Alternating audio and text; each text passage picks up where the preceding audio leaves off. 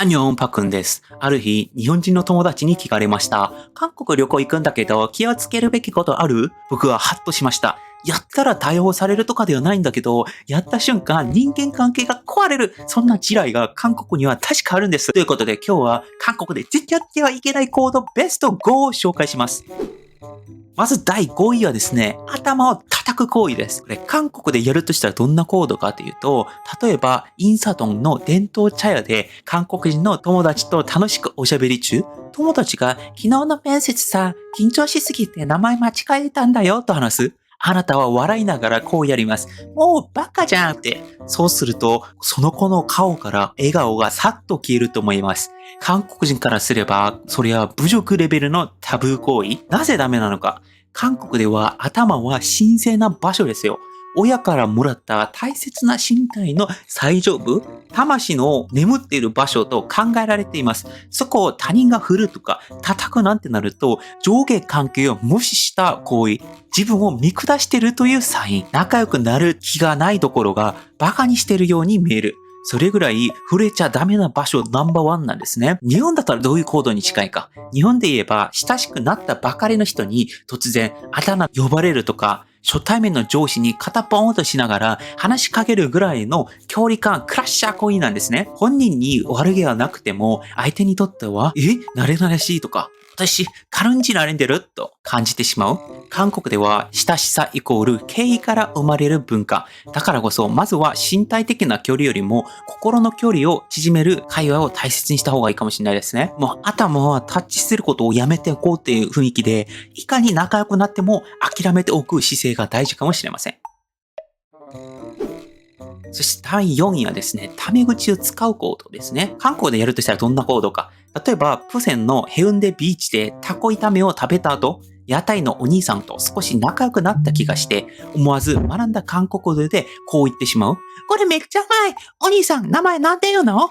どこ住んでるの？年いくつ？今暇だったら飲みに行く？みたいなことをタメ口で韓国語でやってたら、その瞬間、屋台の日じゃなくて、会話の空気がバチバチに燃え始まるかもしれないですね。表情は笑っているのに、目が笑ってない。なんで？それタメ口が原因ですね。日本語でもそうだと思いますが、韓国では特に敬語の種類が日本よりもはるかに明確に分かれていて、相手の年齢、立場、関係性によって話し方が完全に変わるんですね。このタメ口っていうところは、親しい関係でのみ使えるとか、年下や後輩にしか基本的には許されないだったりとか、無許可で使うと無礼なやつ確定なんですね。つまり、ちょっと仲良くなった気がしたからだけで、タメ口を使うのは、韓国的には上下関係を勝手に決めた宣言みたいに聞こえるんですね。これ日本だと概念がちょっと違ってて、例えば役所とか行くと、おばあちゃんたちがタメ口に使ってくる場合だったりとか、外国の方々にちょっとわかりやすく説明するために、タメ口とか使う場合あると思うんですが、そういうのすらダメっていうことですね、韓国では。日本ではいいと思うんですけれども。なので逆に韓国の人が日本に行ったら、そういうことでびっくりする人たちもいるようですね。日本で例えるなら、初対面の上司に、それマジっすかって言っちゃうようなイメージですね。あるいは就活中に、この会社雰囲気いいっすねと面接官に言ってしまった後の取り返しのつかない一言かもしれません。もちろん仲良くなったって明確に分かったら使ってもいいと思うんですけどね。で、第3位はですね、トイレで髪を流すっていうことですね。例えばあなたがソウル、トンデムのショッピングモールで買い物3味をした後、フードコート横のトイレに駆け込む。スッキリしたと安心してトイレットペーパーを使い、日本と同じ感覚でシャッと流す。すると、コボンコボンコボンとして水位が上がってくるんですよ。もう流れないってことですね。次の人の目の前で逆流してるんですね。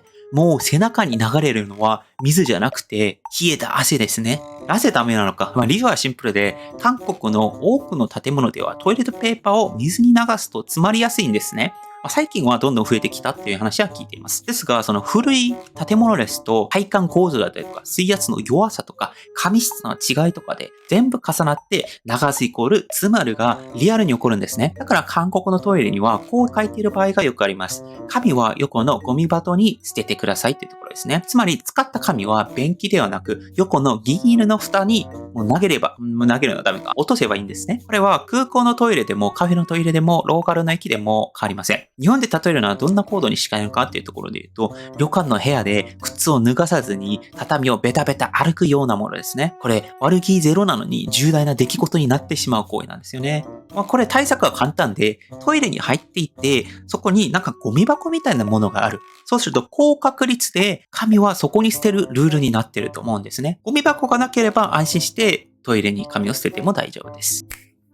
第2位はですね、ピンクの席に座るということです。例えばですよ、あなたは初めての韓国旅行、ソウル地下鉄2号線、ホンデ入り口から観覧を待って乗車してる。朝10時、そこまで混んでない。スマホ片手に車両へブラッと入ると、あ、空いてる、ラッキー。座ったその席、クッションがピンクじゃないですか。背もたれもピンクじゃないですか。デザインなんだねと思ってるうちに、周囲の視線がじわじわとさせてくるんですね。向こうからチラチラチラっと見てくるんですよ。この空間だけ静かな圧が流れてる感じ。そう。あなたは妊産婦専用席に座っているようなものですね。妊娠している人専用の席に座っているようなものです。これは日本のイメージと違うんですが、なぜダメなのかっていうところで言うと、その高齢者とか障害者専用の配慮席が明確に分かれてるんですね。で、日本の場合は両端っこにあると思うんですよ。そういう優先席が。ただ、韓国は最近ピンクの席を中央の方にも作って、そのピンクの席は妊娠している人のみ座れますみたいなってことですね。そこは相手いても座らない。自分が妊娠してなければ座らないってことがルールになっています。これは日本で例えるなら、バスで車椅子マークのスペースに荷物を置いて占領してしまった時の冷や汗ですね。もちろん韓国人も観光客だから仕方ないと思ってくれる人が多いと思います。でも知らない人より知って配慮する観光客の方が絶対に好かれますよね。あと、日本人って韓国人と外見似てる場合がよくあるから、あの人韓国人なのに今、妊娠専用その席に座ってるのみたいな。そういった見た目にされる可能性もありますね。第1はですね、ストレートに言わないってことですね。これどういうことか。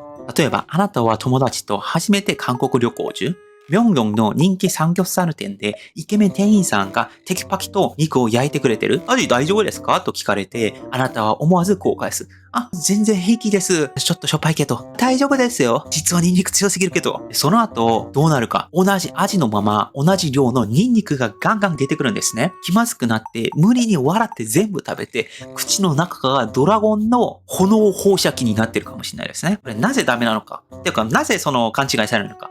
韓国では不満があるならはっきり言ってくれっていう、もちろん 100% ストレートまでではないんですけれども、日本に比べると割とストレートに言ってくれみたいなイメージです。特に飲食とかサービス業に行って、なんか遠慮してもごもごしてたら満足してると解釈されたりとか、後から文句言おう人とか、なんでその時言ってくれなかったのみたいな、その店側が困惑する場合があるんですね。この韓国人にとって正直に言うことが信頼というイメージがあって、むしろ遠慮して濁す方が壁を作ってると思われてしまいます。これ日本だと、日本の温泉旅館でお布団が湿っている気がするけど、クレームになっちゃうかなと我慢して、結果として一番寝苦しかったみたいな感じに近いんですね。あるいはカフェで注文ミスがあっても、まあいいかと飲み続けたら、店員さんがまたこのメニューでいいんだと勘違いして、次回も同じミスをするみたいなループなんですよ。日本はそれが気遣いとして美徳になりますよね。それは素敵なことだと思うんですけれども、韓国ではそれが誤解を生んで、逆に場合によっては失礼になるかもしれないというところですね。韓国旅行で一番大切な言葉は、嫌ですと。